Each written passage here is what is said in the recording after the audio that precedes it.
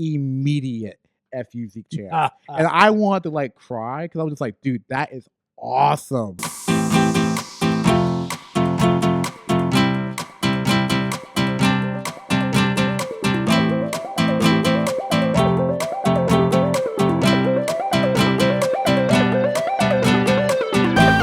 Welcome back to Fishing Without Fate, a lifetime without definitive expectations, where we help people explode into their lives through full impact mindfulness. And we're going to continue our conversation with our fascinating guest, Zeke Mercer. You're not going to understand wrestling at all. If your thing is money in this business, you should just pop out, learn a TikTok dance, learn how to voice act, like do something else, because like you're putting this is a business of passion. This is a business to make money. You can make a little money. You can get some spending money here and there. You could have a very good chance of making it big and, WrestleMania 5 times over. But in terms of J. Cole, there's only 12 slots in the business. There's only certain many spots that are open. How do you know that you're going to get there? Well, I'm determined. Okay, you and 50,000 other wrestlers. What makes you different? Well, I'm different. How? Because the people who are already there, they can tell you exactly why they're different. You don't know that yet. It's a journey to get there, right? And I was like, and you're trying to bust your ass through this wall, do all this, and that. Like, dude, I'm telling you, half the people who made it didn't do half the things you did. There's some people like that.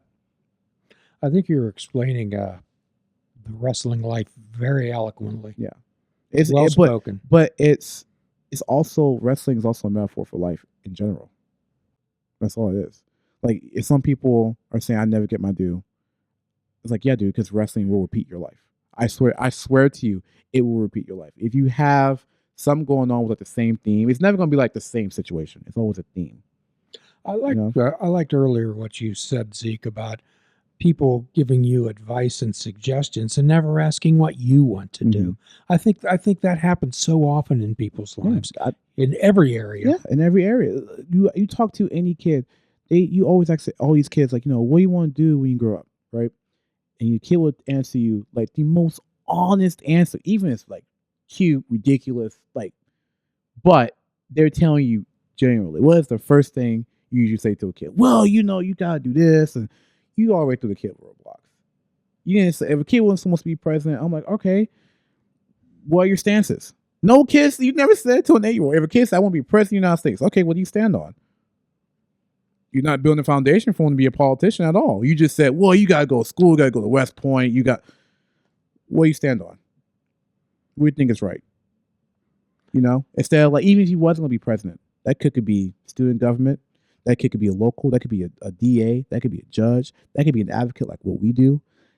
But no one just like turn around and say, okay, what do you stand on? Okay, I want to be a veterinarian. Okay, what animals what do you find interesting about animals? I want to work in aerospace. What do you find cool about rockets? What do you find interesting about space? No one wants to have that conversation, especially in wrestling. It's always like, you want to make money, right? Dude, I was stuck in the house for like 13 years of my life, 17 years of my life. I want to get the hell out of the house. Like, I tell people, like, I wrestled in Connecticut, Vermont. I wrestled in Tennessee. I wrestled in Michigan. I wrestled in places where, like, at one point, my dad did not know where I was on any given weekend. Oh, wow. Okay? There are some people who do not know where I am. Not because I'm, like, partying, because I'm going somewhere. And I tell people, that's what I want to do. I want to travel. I want to give people, like, when someone says, why were you in this state? Why were you here? Pro wrestling. I chose to go. Yeah. I was getting paid to go. I went. This is what I did. Here's the newspaper. Here's the video. Here's the whatever. It's important that people be allowed to have the freedom to share with significant others. Mm-hmm. Here's how I think. Here's how I feel. And here's what my needs are. And it's a job of the other person just to keep their mouth shut and say, thank you for letting me know. I mean, not all sometimes. I mean, if you're significant, like your partner, I mean, they're there to support you. That's important. I won't say shut your mouth, but I will say you owe your partner honesty. Even like best friends, like you need like honesty. Like I hope I have enough friends in my life to tell me if I'm like off my freaking rocker. I need it. If everyone's like yes man, I don't have friends. They work for me apparently. If I want someone to be like, Zeke, you're out of line here. or Zeke, that was dumb. I need that. If no one's going to do that with me, you know, my need is I need guidance. I'm young. I'm the youngest amongst all my friends, most likely. And I'll tell people sometimes I just need guidance. Yes, sometimes I seem wise, but you guys sometimes forget I'm 24. Like I had to get my dad to rent the movies from Blockbusters and Fan Video for me. Okay, I'm young enough to remember Blockbuster, but my dad needed that for me. You guys are already rented out the games and stuff without me. That's how young I am in some comparisons. It's just like I will make mistakes. I will say something dumb. Help me. You know, if I say something dumb, help me. Sometimes I just don't know. If I'm being like a jerk, tell me I'm being a jerk. Please tell me I'm being a jerk because I don't think I'm a jerk naturally. You gain wisdom through experience. I'll still a lot of wisdom. I was a very angry kid, but I won't see me as nice through experience. I learned how to put my anger into something, which was pro wrestling. It helps a lot. Pro wrestling is like one of those hands-on things you do, like chopping wood, building something. Like, it's just somehow like, oh, my anger's gone. Like, you buy something like, oh, I guess that situation worked itself out if I just do that. Like, I literally had some matches where I'm just like had epiphany about something else in my life. I'm like, oh, and I get like take a boot to the head. Like, you know what I mean? Like, oh yeah, that's the kick in the teeth I needed. Like, perfect. Like, it just works out that way after time. How often do you wrestle? Dude, I used to, before the pandemic, I used to wrestle like, if not Friday, Saturday, Sunday, then at least Saturday, Sunday, or Friday, Saturday. So I used to do that all the time. The pandemic, the world reset, wrestling world reset, and I'm just happy to work like maybe like consistently 2 shows, like 2-3 promotions at a time. You know, I'm not trying to, maybe 4, sometimes I juggle 4. Wow. But I'm not trying to like work every weekend. You know, that's the thing. A lot of people have that problem where you're burnt out and like being that person in the locker room who's like having the worst night, even though it's such a great night, you know, because they've been on the road for like how many weekends in a row, plus a shoot job, plus maybe they have kids or a wife or, you know, husband back home. Like, wrestling is so hard on some people. Like, it will literally drive you mad. I've seen it. I have a lot of breaks in wrestling. I don't wrestle every weekend. Sometimes I may have a busy wrestling weekend because that's just how the stars aligned on the day. But like, I try not to wrestle all weekend because like I said, I've done it. I've done it so much that there's a tradition where you keep your match logs. Like, you know, this is match 195. I worked this person. Dude, I did that for a while before the pandemic, and I was at 100 before the pandemic, which is achievement, like being at 100 matches. Wow. But at the same time, post-pandemic, I've lost track. I'm probably in the 300s, if not entering the 400s of matches. I'm 24 years old. I wrestle often. Well, obviously, you're wise beyond your years, and I'm not saying that to puff you up. Tell us about some of the interesting matches you've had. There's so many different types of matches. Some are really not personal, but like to explain the cycle is going to take longer than an episode. But I will say this cool thing. This is like this one cool thing. Wrestling works in circles, in cycles. That's the best way I can explain it. Every worker knows that we work in a circle. So in wrestling itself works in a circle. Here's why. When I was 17 years old, the day before my tryout, I went to this big time wrestling, and I saw 3 wrestlers who I know now, Jackson Argos, Jack Pollock, and RC Dupree. Those men I met at 17. Years later, I've gotten to defend one of my championships against Jackson Argos, who was actually the first professional wrestler I met in person ever, was Jackson Argos. So I got to defend against the championship against him and won. And I can say, it's on camera, and I can say, because of Chris LaRusso, same man who I met that same night on that same show, helped me get a win and a pinfall on Jack Pollock. All I'm missing is RC Dupree.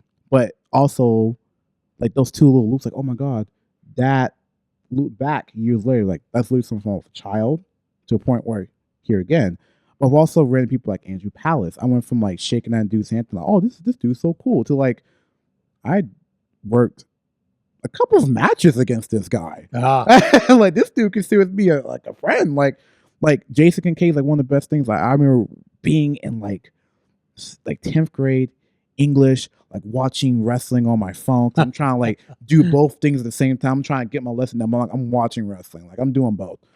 And I remember watching Jason Kincaid on DDT, man, like all this stuff. I was like, man, this dude's so cool.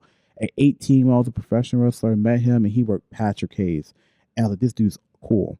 Years later, post-pandemic, I end up having a series of matches with this man. And now he considers me one of his friends. Like it's like he literally like shakes my hand, hugs me, checks how I'm doing, you know, wishes me happy birthday every year. Like the dude I grew up watching is now considers me a friend. Like it's not like the matches matter like that much, but it's like, holy shit, like I was able to work with the people I was watching for some parts. Some people I didn't know I knew. You know, like it's just like it's no match that like, oh, this is a cool match you had here, cool match you had there, but it's just like, oh my god, these cool little moments happen. And another cool moment I had was at 880 actually. I think our producer Mr. Sorg will love this. When I was like fully a bad guy, and the crowd at 880 are a rambunctious bunch. They let it fly. They are very much. I have no problem telling you how I feel, and my daughter have no problem telling how she feels, and we're going to agree on that. Like they have no problem telling me how they feel. But I got to a point in 880 where the fans hate me as soon as my music starts playing. I don't have to be in the room to get an FU Zeke chant. Okay? The first time I ever got a true FU Zeke chant, I was literally taken aback because I said, for the first time, I have complete control over this crowd. Not only that I always had able to have a crowd care for what I was doing, but I have them in my palm of my hand. They're doing exactly what I want them to do. And the fact that I was able to get them to a point where children, mothers, fathers, uncles, dogs, friends are screaming at me, F you, Zeke, because I am just such a jerk. And 880, I was just like, man, like, I was able to make these people care. None of these people know who the heck I am, really. A lot of people don't know where I came from. But for like one moment in this match, I was like, they all cared about something I was doing. You know, all because of me. You know, it's like, oh, this is pretty freaking cool.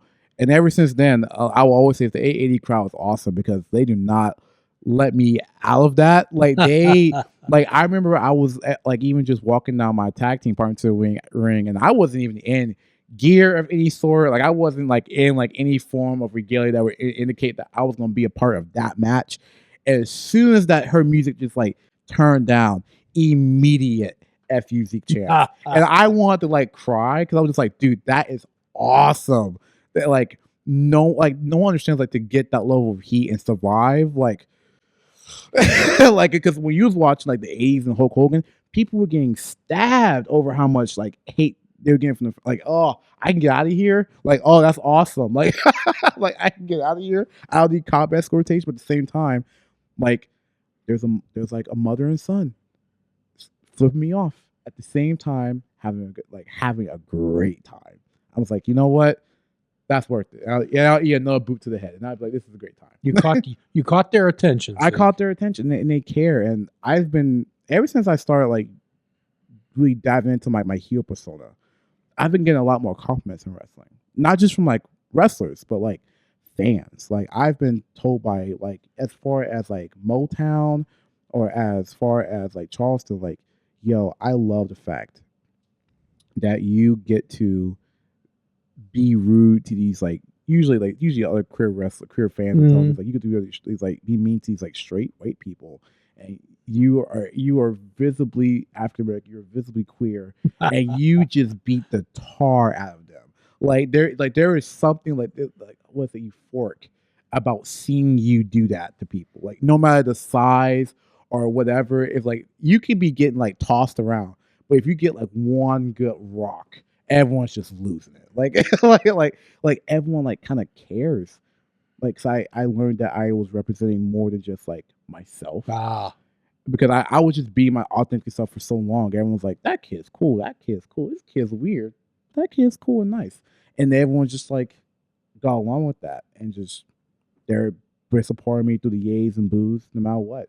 I have one friend who's like she's not into wrestling. She's like in the showbiz, whatever, but she's not like into wrestling. She came down to 880 once, dude, and I was like, oh man, she's not gonna get it. Like she's gonna like kind of crap on it or whatever. Like she's gonna be like, oh, it's cool, whatever. Nah, dude. Like by the time I had my match, she was going F you, Zeke. And, like she was doing this, and she turned around, showed her butt, and like that showed her butt, but she had her like butt wagging, just doing this.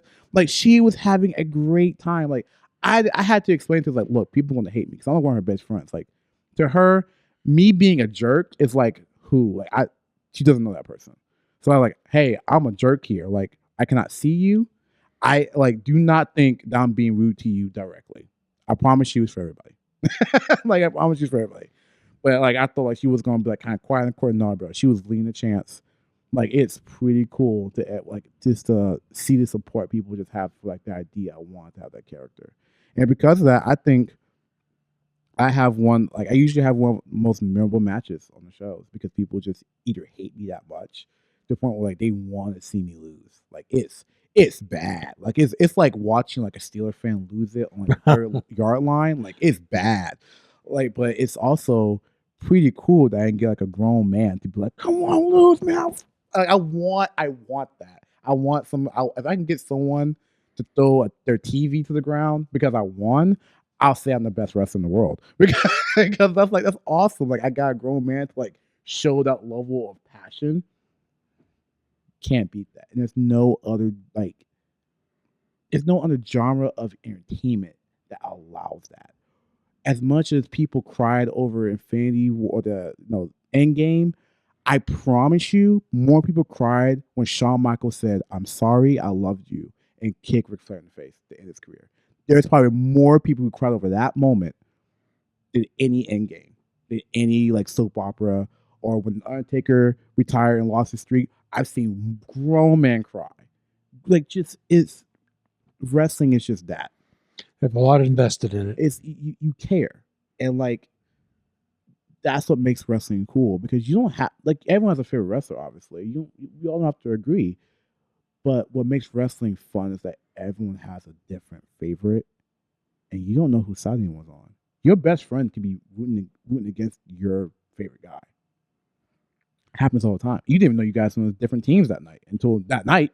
And suddenly, now you want to win because your friend put a bet saying, hey, if this guy gets this submission, you owe me $25. Well, if this guy loses, you owe me 50. And before you know it, these two friends who are probably not going they're probably gonna buy each other a beer and call it a wash, are making this kind of like pseudo bet off entertainment because they care about the two people in the ring right now.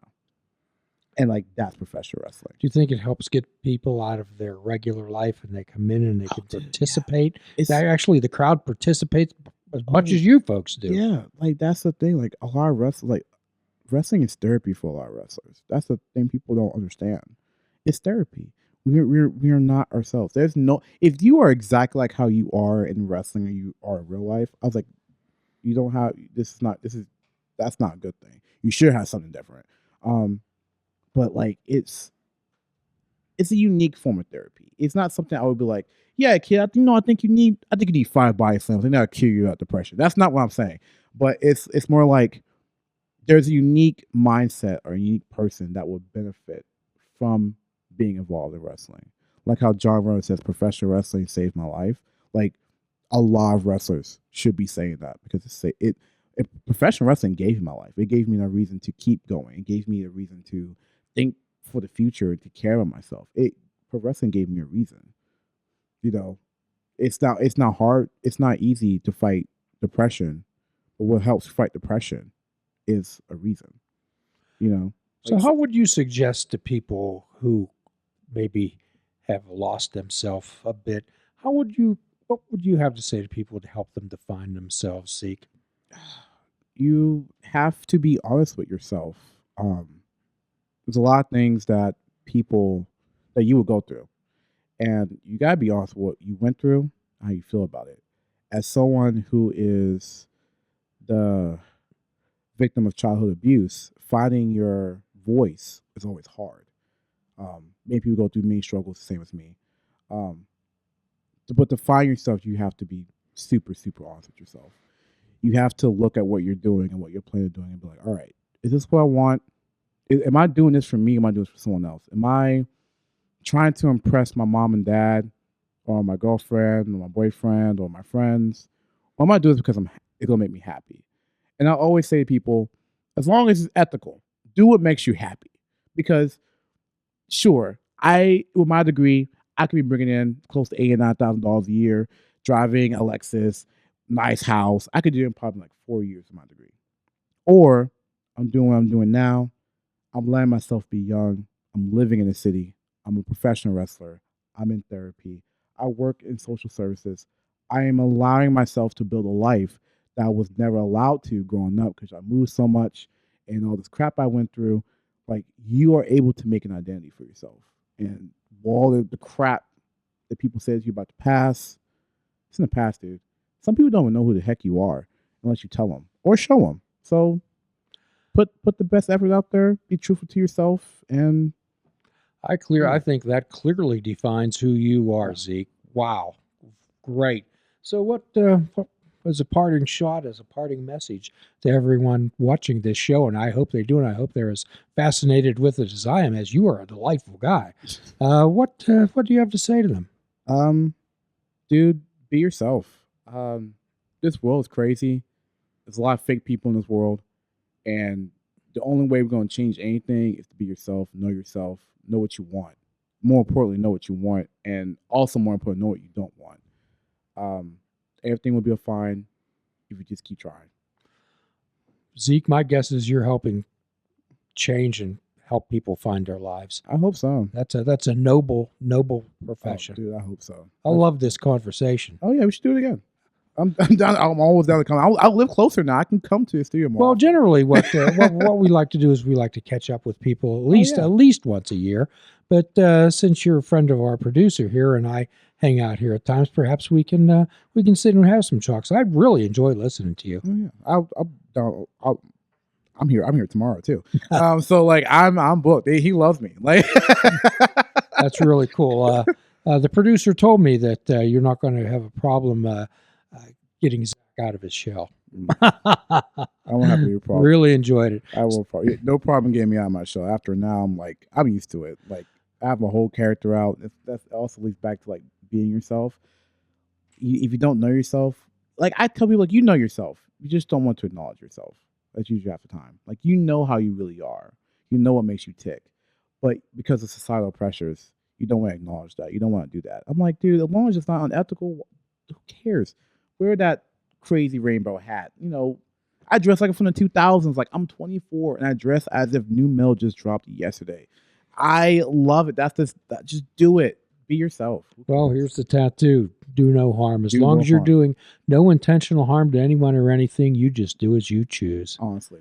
So at the end of every podcast, Zeke, what we like to do is offer a free prescription. Fruits, nuts, and vegetables. Unplug your television and take up fishing. And for a truly mindful experience, we suggest that you fish without bait. Do a kindness for yourself and do a kindness for another. Forgive yourself and forgive another. If we're all not God's children, none of us are. Till all are free, none are free. Namaste. Please check out our website at fishingwithoutbait.com, where you can listen to the show, comment on our discussions, and find out where you can subscribe to our podcast. If you're interested in flying the colors of Fishing Without Bait, click the shop icon on our website. We have clothing, mugs, cell phone cases, and so much more. Show the world that you fish without bait. This show is a member of the Sorgatron Media Podcast Network. Find out more at sorgatronmedia.com.